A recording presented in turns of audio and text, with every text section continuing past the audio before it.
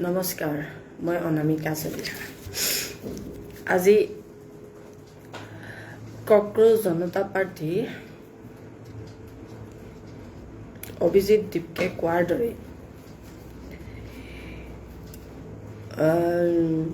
নতুন দিল্লীৰ যন্ত্ৰ মন্দৰত যে নিট ছাত্ৰ ছাত্ৰীৰ পেপাৰ লিক হোৱালৈ কেন্দ্ৰীয় স্বাস্থ্যমন্ত্ৰী ধৰ্মেন্দ্ৰ প্ৰধানৰ পদত্যাগৰ ওপৰত তেওঁলোকে শান্তিপূৰ্ণভাৱে আৰু গণতান্ত্ৰিকভাৱে প্ৰতিবাদ সাব্যস্ত কৰে আৰু ইয়াত তেওঁলোকক সমৰ্থন কৰি তেওঁলোকৰ লগত শিক্ষাবিদ তথা ছ'চিয়েলিষ্ট এক্টিভিটিছ সোনম ৱাংচু তেওঁলোকৰ লগত সহযোগ কৰেহি বা যোগদান কৰেহি। প্ৰথম অৱস্থাত যদিও ভবা হৈছিল যে অভিজিৎ দীপকে হয়তো পুলিচে নতুন দিল্লীৰ পুলিচে তেওঁক গ্ৰেপ্তাৰ কৰিব পাৰে বা এই গণতান্ত্ৰিক প্ৰতিবাদ কৰিবলৈ বিজেপি চৰকাৰ তথা তেওঁলোকৰ প্ৰশাসনে তেওঁলোকৰ পাৰ্মিশ্যন নিদিব বুলি বা অনুমতি নিদিব বুলি আশা কৰা হৈছিল যদিও তেনে একো নহ'লে অভিজিৎ দীপকে এয়াৰপৰ্টত নতুন দিল্লীৰ এয়াৰপৰ্টত পোৱাৰ পাছতে তেওঁ পুলিচ প্ৰশাসনৰ লগত কথা পাতি প্ৰথমতে তেওঁক আহিবলৈ দিয়া নাছিলে বুলি কৈছিলে। পাছত তেওঁৰ লগত কথা পাতি তেওঁক যন্তৰ মন্তৰত এই প্ৰতিবাদ সাব্যস্ত কৰিবলৈ অনুমতি দিয়ে আৰু সেইমতেই তেওঁলোকে প্ৰতিবাদ আৰম্ভ কৰে। শান্তিপূৰ্ণ আৰু গণতান্ত্ৰিকভাৱে তেওঁলোকে প্ৰতিবাদ কৰে। ভাৰতৰ বিভিন্ন ৰাজ্যৰ পৰা এই প্ৰতিবাদত অংশগ্ৰহণ কৰিবলৈ ছাত্ৰ ছাত্ৰীসকল আহে বা 17-18 বছৰ বা 30 বছৰৰ যুৱক যুৱতীসকল ছাত্ৰ ছাত্ৰীসকলো আহে। প্ৰথমতে 1000-1200 পৰা আৰম্ভ হোৱা এই প্ৰতিবাদ লাহে লাহে তাৰ 3 গুণ 4 গুণ পৰ্যন্ত আবেলি হোৱালৈকে 3 গুণ 4 গুণ পৰ্যন্ত হ'লগৈ। প্ৰখৰ ৰ'দত এনেও দিল্লীত সবাতোতকৈ গৰম এইটো সময়ত বেছি থাকে। তেওঁলোকে নিজৰ সামৰ্থ্য অনুসৰি প্ৰতিবাদ কৰিলে আৰু তেওঁলোকে আবেলি 5টা বজালৈকে সময় বান্ধি দিছিলে যে যদি তেওঁলোকে 5টা বজাৰ ভিতৰত কেন্দ্ৰীয় স্বাস্থ্যমন্ত্ৰী ধৰ্মেন্দ্ৰ প্ৰধানে পদত্যাগ নকৰে তেতিয়াহ'লে অহা শনিবাৰে পুনৰ এইদৰে আকৌ তেওঁলোকে প্ৰতিবাদ সাব্যস্ত কৰিব আৰু এই প্ৰতিবাদ সমগ্ৰ ভাৰতলৈকে বিয়পি যাব। মই তেওঁলোকৰ কক্ৰোচ জনতা পাৰ্টিৰ যি নিট পেপাৰ লিক আৰু তাত কেন্দ্ৰীয় স্বাস্থ্যমন্ত্ৰী ধৰ্মেন্দ্ৰ প্ৰধানৰ অযোগ্যতা সেইখিনি ছাপোৰ্ট কৰোঁ। তেওঁ কেন্দ্ৰীয় শিক্ষামন্ত্ৰী হৈ যদি ছিষ্টেমটোকে ঠিক কৰে চলাব নোৱাৰে তেতিয়াহ'লে তেওঁ একচুৱেলি সেইখন আসনত বহি থকাৰ কোনো যোগ্য নাই। অকল যে নিটৰ পেপাৰ লিক হৈছে সেইটো নহয়, CBSE বোৰ্ডৰো ৰিচেকিঙত ভুল হৈছে, CUET পেপাৰটো সেই একেই সমস্যাৰ উদ্ভৱ হৈছে।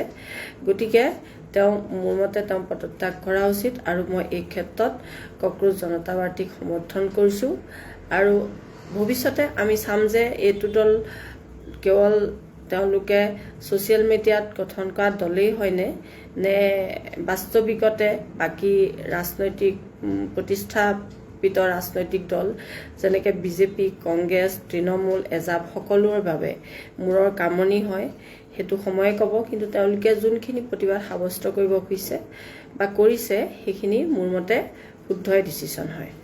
কাৰণ আমি যোৱা 12টা বছৰত দেখিছোঁ যে বিজেপি চৰকাৰখনে দিনে দিনে দেশখনক ওপৰলৈ নিয়াত চাই তললৈহে নিছে।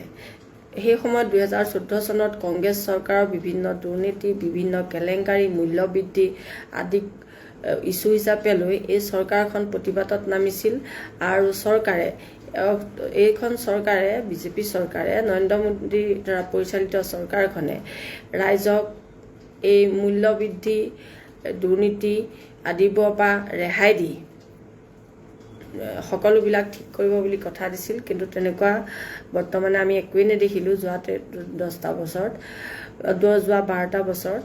আৰু গতিকে অকল যে ধৰ্মেন্দ্ৰ প্ৰধানেই কেন্দ্ৰীয় স্বাস্থ্য শিক্ষামন্ত্ৰী ধৰ্মেন্দ্ৰ প্ৰধানকেই পদত্যাগ কৰিব লাগে সেইটো নহয়। পেট্ৰলিয়াম মন্ত্ৰী, বিত্তমন্ত্ৰী নিৰ্মলা সীতাৰমণ বা বৈদেশিক মন্ত্ৰী সকলকো তেওঁলোকৰ চূড়ান্ত অযোগ্য যে সেইবোৰ দেখাইছে। আনকি আমাৰ প্ৰধানমন্ত্ৰী নৰেন্দ্ৰ মোদী ডাঙৰীয়াও যে তেওঁ প্ৰধানমন্ত্ৰীত্বৰ বাবে যোগ্য নহয় বা যোগ্যভাৱে কামখিনি কৰিব পৰা নাই, সেয়া আমি দেখি আহিছোঁ।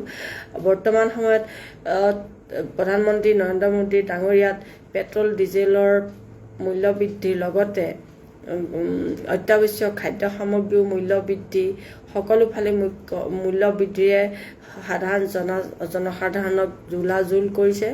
এইবোৰৰ পৰা আমাক মুক্তি লাগে। আমাক এনেকুৱা এখন চৰকাৰ লাগে যিয়ে আমাক প্ৰয়োজনীয় অত্যাৱশ্যক সামগ্ৰীখিনি আমি সাধাৰণ মানুহে ক্ৰয় কৰিব পৰাকৈ, বা পেট্ৰল ডিজেলৰ মূল্য যিমানটো বাঢ়িছে একচুৱেলি সিমানটো বাঢ়িব নালাগে। সেই কৰ কাটলখিনি কাটি আমাক হিচাপতকৈ বেছি দিছে। যোনবোৰ কোম্পানীয়ে এইবোৰ পেট্ৰল ডিজেলৰ ব্যৱসায়ৰ কাম কৰি আছে তেওঁলোক দুপে উন্নতি হৈ গৈছে, কিন্তু সাধাৰণ জনসাধাৰণৰ অৱস্থা একেবাৰে পানীত হাঁহ নচৰা হৈছে। চব চৰকাৰী খণ্ডৰ প্ৰতিষ্ঠানবোৰ বন্ধ হৈ গৈছে, চববিলাক প্ৰাইভেটাইজেশ্যন কৰা হৈছে।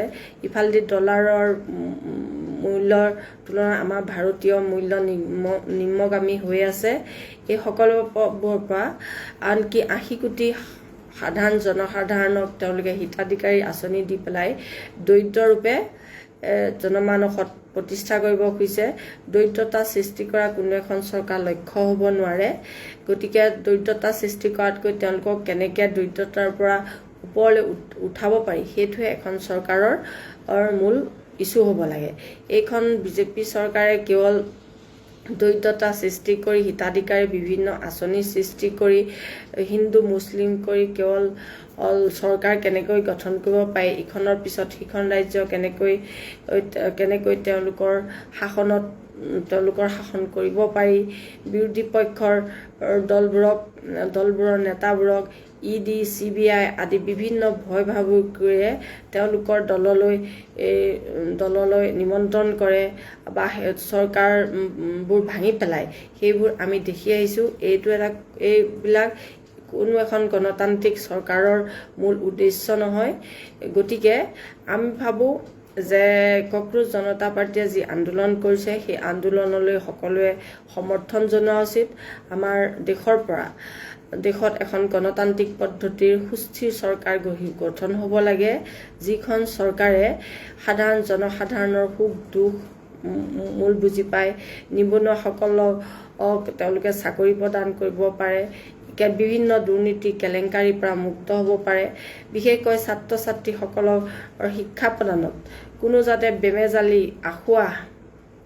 ক্ৰুটি নহয়, শিক্ষাৰ্থীসকলে তেওঁলোকে নিজৰ শিক্ষা গ্ৰহণ সুন্দৰতাৰে সফলতাৰে কৰিব পাৰে, তাৰ বাবে এখন সুস্থিৰ চৰকাৰ যাতে হয় তাৰ প্ৰতি আমি